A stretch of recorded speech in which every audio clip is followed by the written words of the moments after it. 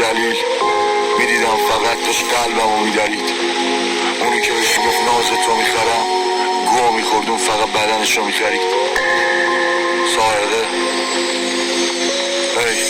هر شب منو قرص سردرد و رو مخدر هی سرفه کردم، ولی دیگه آجی توبه کردم. نخوام با آدمای فیک بگردم، نمیخوام نصیحت کنم، بیا بشی میخوام وصیت کنم. شاید منم همین روزو سکته کردم. پیر شدیم ما تو عمق جوونی، امروز درجه میزنیم و با سردام همونیم. دوست داریم بریم اینجا نمونیم، حال دلمون بده کاش اینجا نبودیم.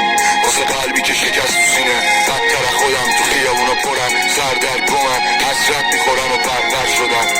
حاجی من خیانت دیدم، بیلیاقت دیدم همه میپرستیدم. پولو میگم بگو چیو پس میگم، اینجا همه پولو چسبیدن، گشنه ها تقاصه چیو پس میدن. خودکشی توی مستی رو دیدم، حتی آزادم خوب و پستی رو دیدم، ولی یه روز خوب تو خوابم ندیدم. هر شب با عشق خوابم پریدم. میفهمی یا نه؟ اصلا تو بگو تو میفهمی یا من؟ تو هم مثل من درد داری یا نه؟ تو هم مثل من سرباری یا نه؟ ولی گاهی میشه دلم تنگ واسه آدمایی که زدم به روحم شنگ و دل تنگ. یه روز خوبم شاید تو هم باشی مثل من، داری یه حس بد، کاش نشه ته قصه تب. چقدر پیر شده تو جوونی فیس من. یادمه که سرد بود هوا، از بیرون سرد بودم و از تو کباب. گفتم داشت شلی رو یا تو نماز، حق تو به گیتار بد میده تقاس.